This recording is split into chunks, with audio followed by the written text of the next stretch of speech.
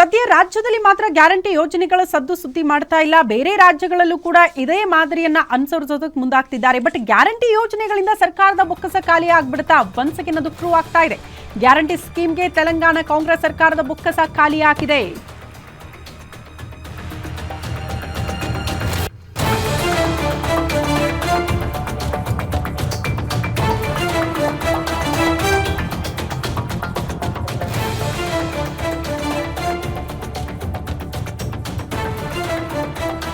ತೆಲಂಗಾಣದ ಮುಖ್ಯಮಂತ್ರಿಗಳೇ ಸ್ಪಷ್ಟಪಡಿಸಿದಾರಂತೆ ನೋಡಿ, ಸರ್ಕಾರದ ಬೊಕ್ಕಸ ಖಾಲಿಯಾಗಿದೆ ಅಂತ.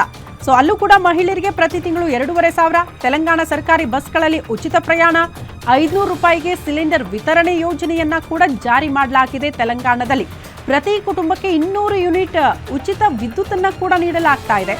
ಲೆಕ್ಕವಿಲ್ಲದಷ್ಟು ಉಚಿತ ಯೋಜನೆಗಳನ್ನ ಘೋಷಣೆ ಮಾಡಿಬಿಟ್ಟಿದೆ ತೆಲಂಗಾಣದಲ್ಲಿ ಕಾಂಗ್ರೆಸ್. ತೆಲಂಗಾಣ ರಾಜ್ಯದಲ್ಲಿ ಹಣದುಬ್ಬರ ಕೂಡ ಜಾಸ್ತಿ ಆಗಿರೋದ್ರಿಂದ ಸಹಜವಾಗಿ ಸರ್ಕಾರದ ಬೊಕ್ಕಸ ಕೂಡ ಖಾಲಿಯಾಗಿದೆ. ಅದನ್ನ ನಿಭಾಯಿಸಲು ಸಾಧ್ಯ ಆಗ್ತಾ ಇಲ್ಲ ಅಂತ ಅಲ್ಲಿನ ಮುಖ್ಯಮಂತ್ರಿಗಳೇ ಅದನ್ನ ಸ್ಪಷ್ಟಪಡಿಸಿದ್ದಾರೆ ಅಂತ.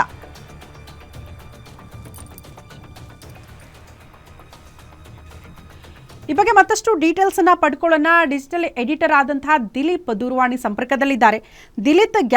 ದಿಲೀಪ್, ಗ್ಯಾರಂಟಿ ಯೋಜನೆಗಳು ಎಷ್ಟು ಜನರಿಗೆ ಮುಖ್ಯವೋ ಸರ್ಕಾರವನ್ನ ನಿಭಾಯಿಸುವಂತಹ ರಾಜಕಾರಣಿಗಳಿಗೂ ಕೂಡ, ಇನ್ಫ್ಯಾಕ್ಟ್ ಮುಖ್ಯಮಂತ್ರಿಗಳಿಗೂ ಕೂಡ ಅದು ಬಹಳ ಇಂಪಾರ್ಟೆಂಟ್ ಆಗುತ್ತೆ ಅನ್ನೋದಕ್ಕೆ ಇದು ಬೆಸ್ಟ್ ಎಕ್ಸಾಂಪಲ್ ಅಂತ ಅನ್ಸುತ್ತೆ.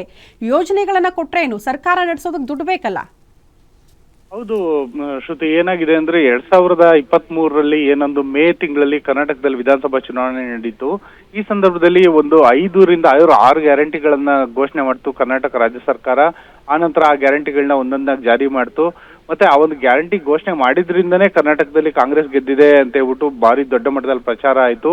ಇದೇ ಮಾದರಿಯನ್ನ, ಸೇಮ್ ಟೆಂಪ್ಲೇಟ್ ಏನಿದೆ ಅದನ್ನೇ 2023ರಲ್ಲಿ ನವೆಂಬರ್ ಅಲ್ಲಿ ಏನ್ ನಡೀತು ತೆಲಂಗಾಣ ಅಸೆಂಬ್ಲಿ ಎಲೆಕ್ಷನ್, ಅದರಲ್ಲೂ ಕೂಡ ಇದೇ ಒಂದು ಮಾದರಿಯಲ್ಲಿ ಗ್ಯಾರಂಟಿ ಯೋಜನೆಗಳನ್ನ ಘೋಷಿಸಲಾಯಿತು.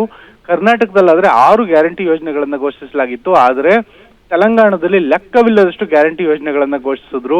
ಮಹಿಳೆಯರಿಗೆ ತಿಂಗಳಿಗೆ 2,500 ರೂಪಾಯಿ ಕೊಡೋದು, 500 ರೂಪಾಯಿ ಸಿಲಿಂಡರ್ ಕೊಡೋದು, ಸರ್ಕಾರಿ ಬಸ್ಗಳಲ್ಲಿ ಉಚಿತ ಪ್ರಯಾಣ, ರೈತರಿಗೆ ಪ್ರತಿ ಎಕರೆಗೆ 15,000 ರೂಪಾಯಿ ನೆರವು, ಕೃಷಿ ಕಾರ್ಮಿಕರಿಗೆ ವರ್ಷಕ್ಕೆ 12,000 ರೂಪಾಯಿ ನೆರವು, ವಸತಿ ರೈತರಿಗೆ ನಿವೇಶನ, ಮನೆ ನಿರ್ಮಾಣಕ್ಕೆ 5 ಲಕ್ಷ ರೂಪಾಯಿ, ಮತ್ತೆ ತೆಲಂಗಾಣ ಹೋರಾಟಗಾರರಿಗೆ, ಪ್ರತ್ಯೇಕ ರಾಜ್ಯದ ಹೋರಾಟಗಾರರಿಗೆ 250 ಚದರ ಅಡಿ ವಿಸ್ತೀರ್ಣದ ನಿವೇಶನ, ಮತ್ತೆ ಪ್ರತಿ ಕುಟುಂಬಕ್ಕೆ 200 ಯೂನಿಟ್ ಉಚಿತ ವಿದ್ಯುತ್ತು, ವಿದ್ಯಾರ್ಥಿಗಳಿಗೆ 5 ಲಕ್ಷ ರೂಪಾಯಿ ಶಿಕ್ಷಣ ಭರವಸೆ ಕಾರ್ಡು, ವೃದ್ಧರು, ಅಂಗವಿಕಲರು, ಬೀಡಿ ಕಾರ್ಮಿಕರು ಸೇರಿದಂತೆ ಯಾರ್ಯಾರು ಶೋಷಿತ ವರ್ಗ ಇದ್ದಾರೆ ಅವ್ರಿಗೆ 4,000 ರೂಪಾಯಿ ಮಾಸಿಕ ಪಿಂಚಣಿ ಯೋಜನೆ, ಮತ್ತೆ ರಾಜೀವ್ ಆರೋಗ್ಯ ವಿಮೆಗೆ 10 ಲಕ್ಷ ರೂಪಾಯಿ. ಈ ರೀತಿ ವಿಪರೀತವಾದಂತ ಗ್ಯಾರಂಟಿ ಯೋಜನೆಗಳನ್ನ ಘೋಷಿಸಿತು.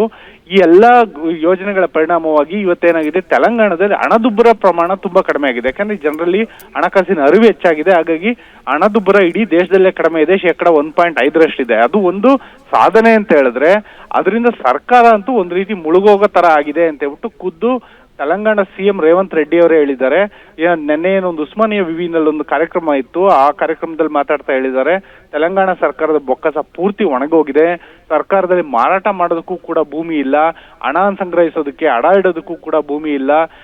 ಇಷ್ಟೊಂದು ಸಮಸ್ಯೆ ಇದ್ರೂ ಕೂಡ ನಾವು ಗುಣಮಟ್ಟದ ಶಿಕ್ಷಣ ನೀಡೋದಕ್ಕೆ ಬದ್ಧರಾಗಿದ್ದೀವಿ ಅಂತ ಹೇಳ್ಬಿಟ್ಟು ಹೇಳ್ತಾ ಇದ್ದಾರೆ. ಒಟ್ನಲ್ಲಿ ಗ್ಯಾರಂಟಿ ಯೋಜನೆಗಳಿಂದ ಏನೆಲ್ಲ ಸಮಸ್ಯೆಗಳಾಗುತ್ತೆ, ನೆಗೆಟಿವ್ ಇಂಪ್ಯಾಕ್ಟ್ ಆಗುತ್ತೆ, ಜೊತೆ ಪಾಸಿಟಿವ್ ಇಂಪ್ಯಾಕ್ಟ್ ಆಗುತ್ತೆ ಅನ್ನೋದಕ್ಕೆ ಒಂದು ಕೇಸ್ ಸ್ಟಡಿಯಾಗಿ ಕರ್ನಾಟಕ ಮತ್ತೆ ತೆಲಂಗಾಣ ತಗೊಬಹುದು ಅನ್ಸುತ್ತೆ ಶ್ರುತಿ. ಓಕೆ ದಿಲೀಪ್, ಧನ್ಯವಾದಗಳು ತಮ್ಮೆಲ್ಲ ಮಾಹಿತಿಗೆ.